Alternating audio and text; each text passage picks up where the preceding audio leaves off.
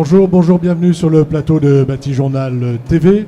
Nous sommes au Carrefour international du bois à Nantes, Carrefour 2018. Et avec mes trois invités, nous allons parler immeuble bois, moyenne et grande hauteur. À ma gauche, Maxime Baudran, bonjour. Bonjour. Vous êtes prescripteur bois d'Atlan-Bois. La filière bois en Pileloa, tout simplement, et co-organisateur du Carrefour du bois. Du Carrefour, quand même, il faut le dire. À côté de vous, monsieur Paul Jarquin, bonjour. Bonjour. Vous êtes PDG de REI, et j'ai tellement mal Habitat, administrateur à Divbois également. Tout à fait, oui. REI. REI Habitat, donc on est un promoteur immobilier, maître d'ouvrage, je pense bien connu maintenant de la filière, et on construit exclusivement en structure bois. Que du bois, que de la structure Que bois. du bois. Alors il y en a un qui construit exclusivement en bois, il y en a un pour qui c'est la première fois. Olivier Germain, bonjour. Bonjour. Vous êtes directeur promotion logement de Galéo. Galéo, Promoteur immobilier sur le territoire de Nantes Métropole, du logement, du tertiaire, de la mixité fonctionnelle et des projets singuliers comme celui-ci. Lauréat celui que vous allez nous présenter. Voilà. Ok, alors on va commencer par Maxime. Est-ce bien raisonnable de construire en grande hauteur en bois ? Alors raisonnable, oui, mais en fait, ce qui est intéressant, c'est l'effet démonstrateur de ces projets.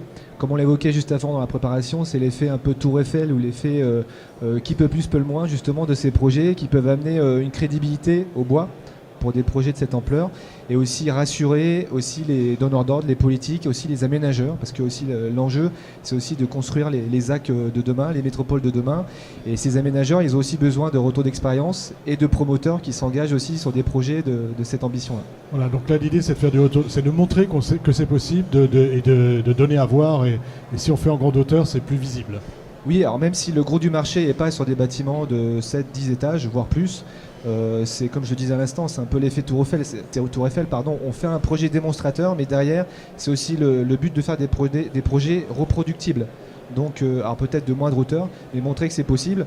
Il y a plein de solutions techniques, et c'est aussi ce qu'on voit au Carrefour. On voit que les exposants du Carrefour présentent plein de solutions techniques, et des promoteurs qui s'engagent, c'est aussi un signal fort qui montre que le bois, c'est possible de monter dans les étages. Possible de monter les étages. Pourquoi un promoteur comme vous, qui finalement vivait tranquillement, se lance dans un projet comme celui-ci? Et puis après, vous nous décrirez un petit peu le projet. Pourquoi ? Tout simplement parce que déjà Galéo, c'est dans les gènes de Galéo, hein, les projets atypiques, singuliers, façonnent un peu notre quotidien. Hein. On n'est pas notre première, il y en aura d'autres. Et puis cette dimension de tout bois, effectivement, nous paraissait intéressante, pertinente. Là, on est 100% bois. Là, effectivement, c'est une opération 100% bois. Hein. Donc, on va aller jusqu'à développer aussi le noyau tout en bois. 9 étages et 6 étages, 2 tours.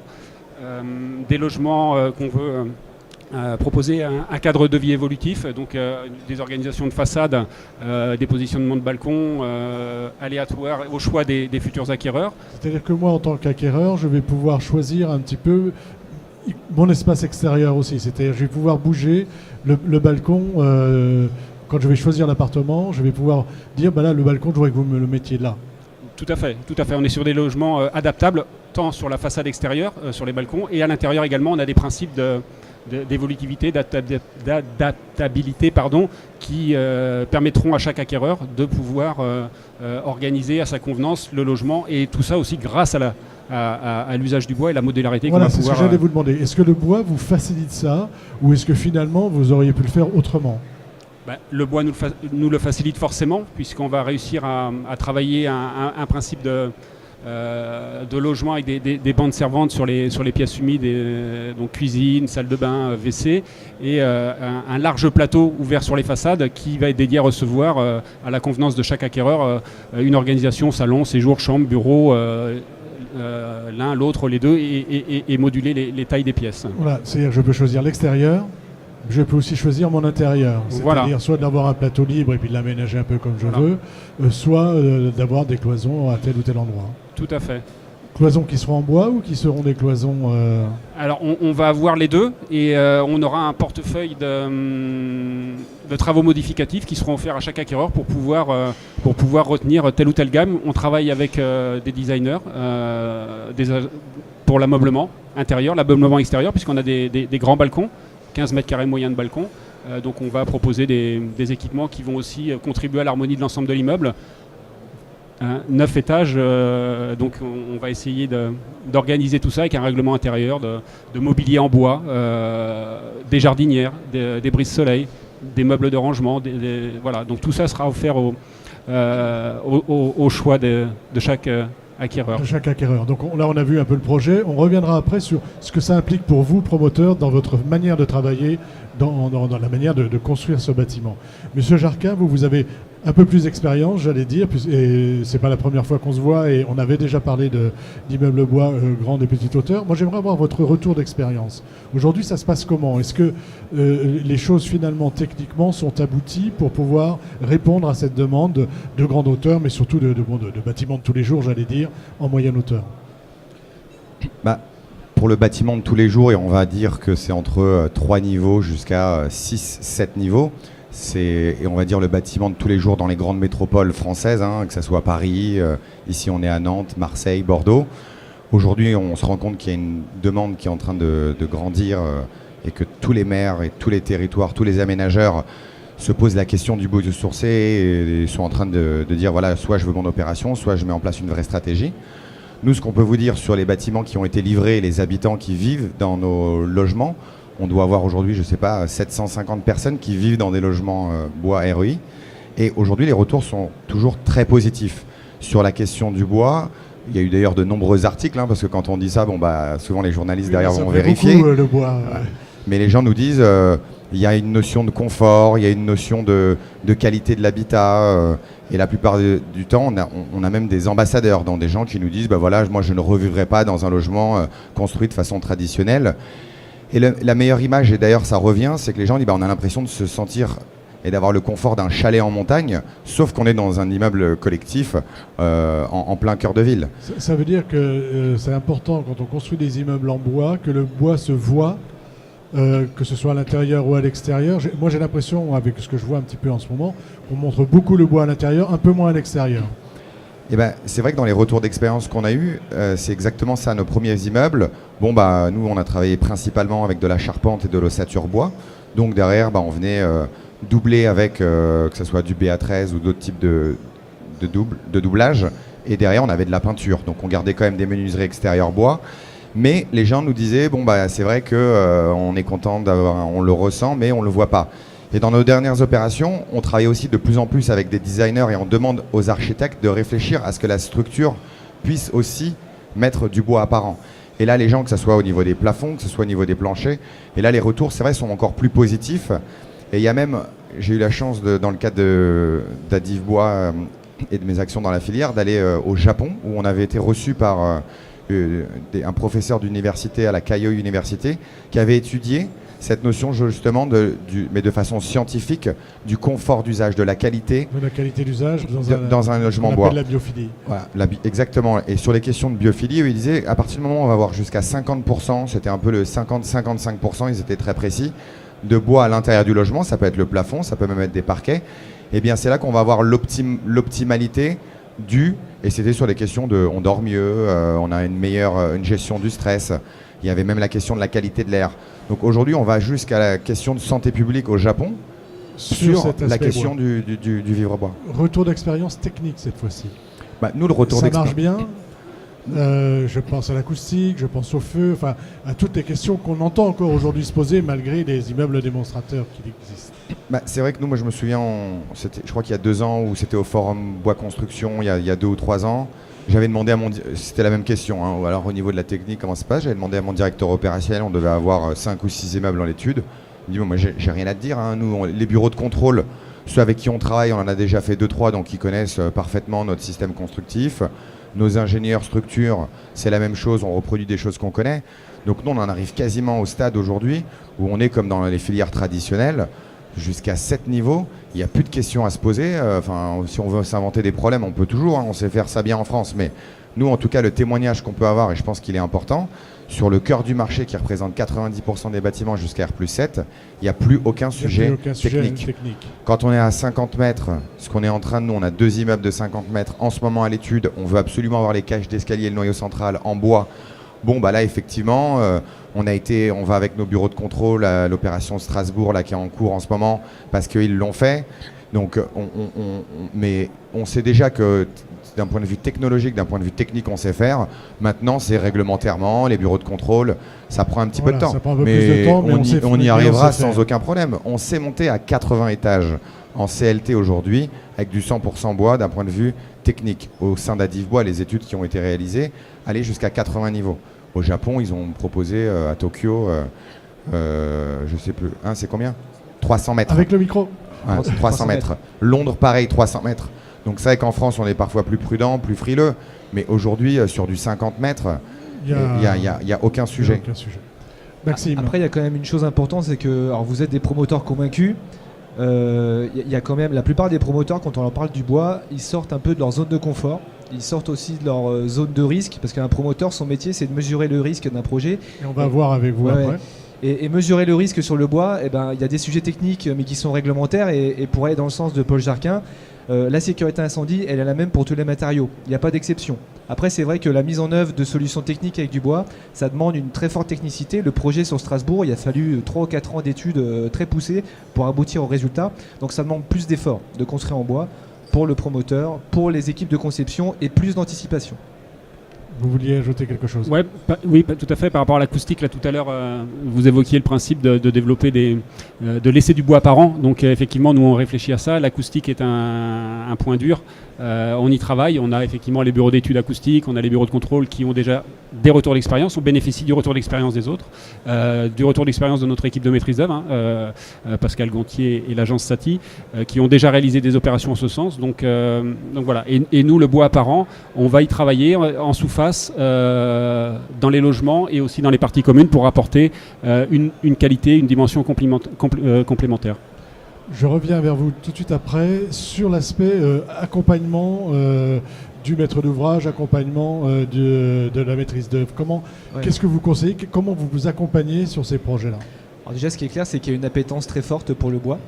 Alors ça part du politique qui donne des directives aux aménageurs et ensuite les aménageurs ils vont répliquer ces directives. Donc il y a des appétences pour le matériau bois parce qu'il y a E+C-, l'expérimentation E+C- qui est en cours, l'approche bas carbone. E+C-, rappelez-nous.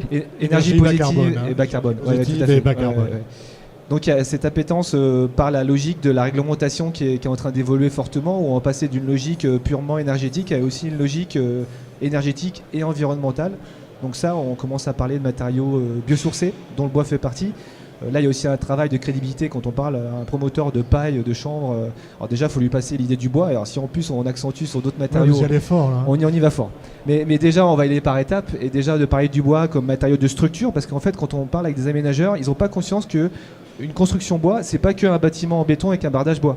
Quand on lui dit, alors attendez, on va faire la structure en bois, c'est le matériau qui va porter l'ascenseur en bois. Le matériau qui va porter l'immeuble, c'est le bois. C'est pas simplement un habillage, c'est pas simplement le mode constructif.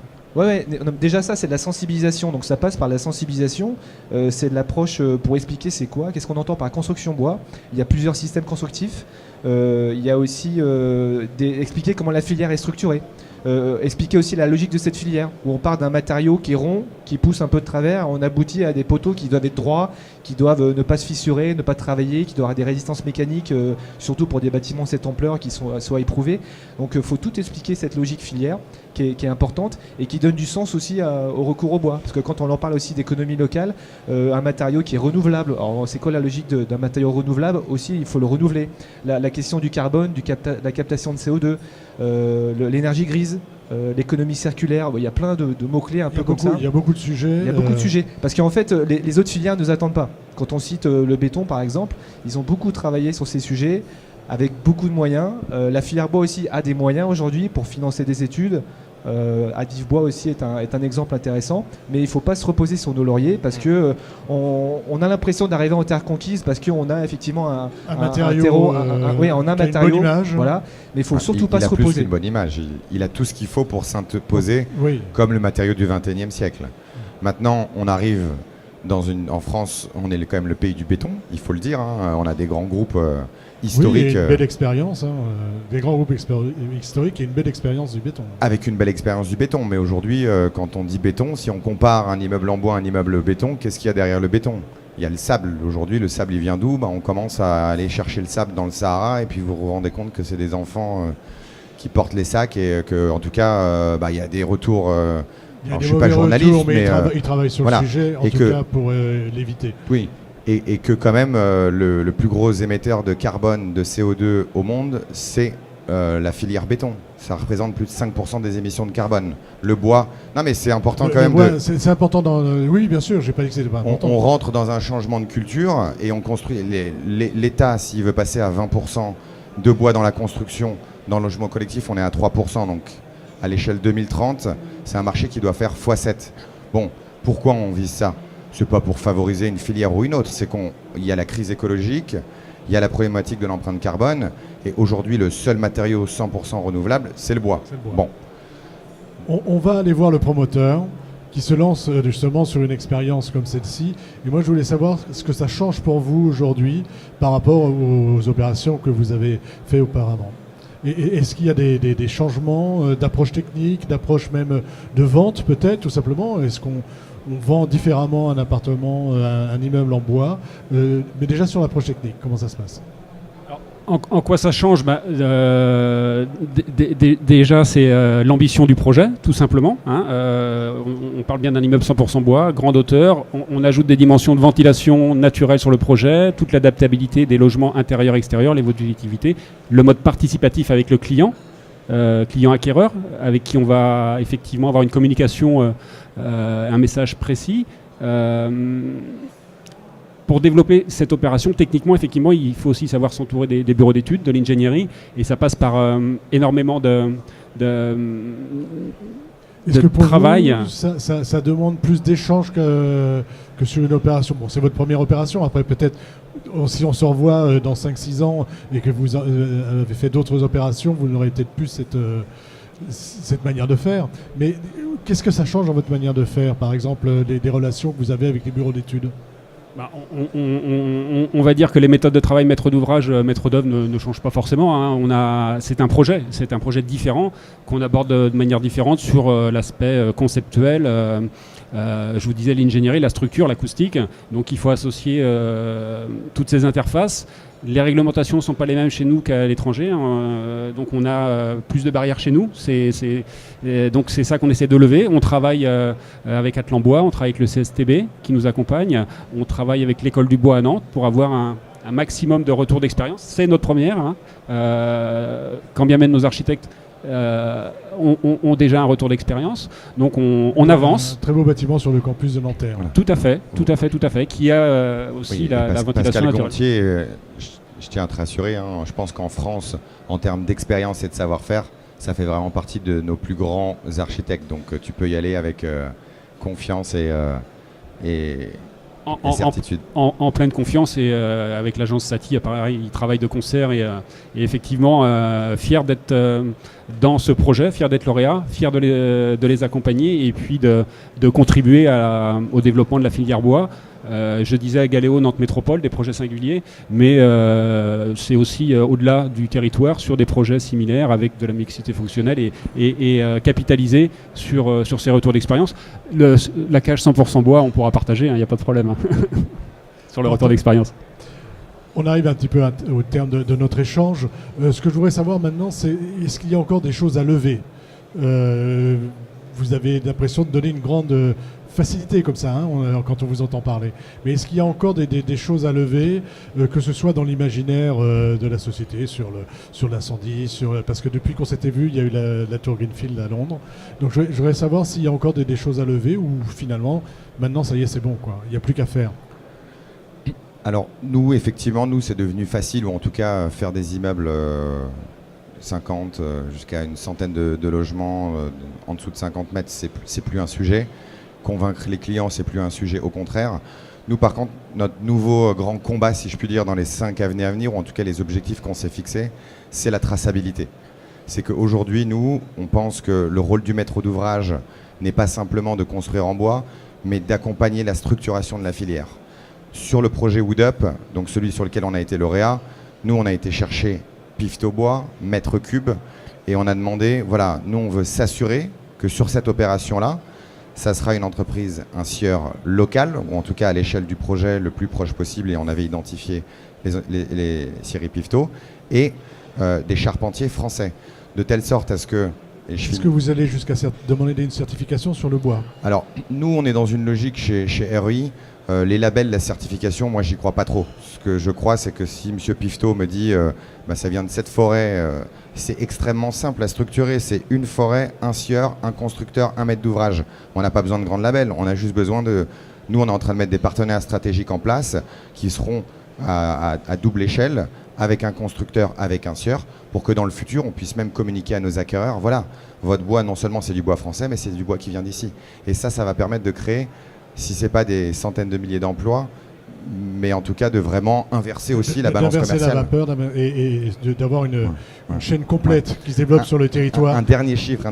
En Allemagne, ils ont 1 million d'emplois pour 11 millions d'hectares de forêt.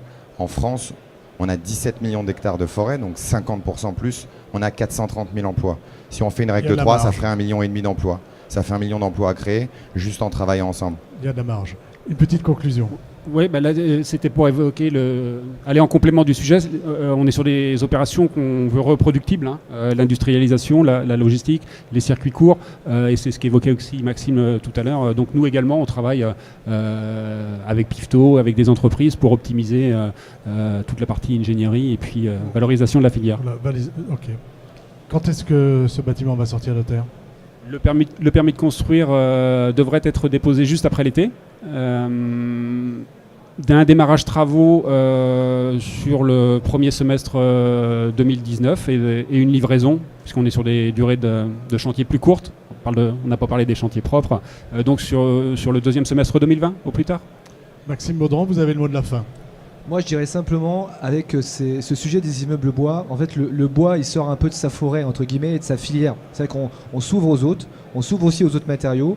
Et quand on discute avec des aménageurs, on est obligé aussi de ne pas être trop concentré sur son nombril et de dire, alors le bois, il s'inscrit dans quel écosystème, quelle est la demande de l'aménageur, quelle est la politique de la métropole, et du coup on est forcé, je dirais, de sortir un peu de ces échanges de techniciens et d'aller vers une approche projet, et aussi même plus largement une approche de territoire, de métropole, et de voir comment le bois s'inscrit dans un tissu urbain pour répondre aux problématiques de demain qui a été évoquée par Paul Jarquin. Et ça, c'est une ouverture d'esprit que je trouve vraiment intéressante pour la filière bois aussi à ce niveau-là. Eh bien, écoutez, messieurs, merci. Merci d'être venus sur le plateau de Bâti Journal TV pour nous parler d'immeubles de moyenne et de grande hauteur sur notre territoire. Et c'est une émission à retrouver donc sur le site de Bâti Journal TV et sur le site de notre partenaire France Bois Forêt. Merci à vous. Merci.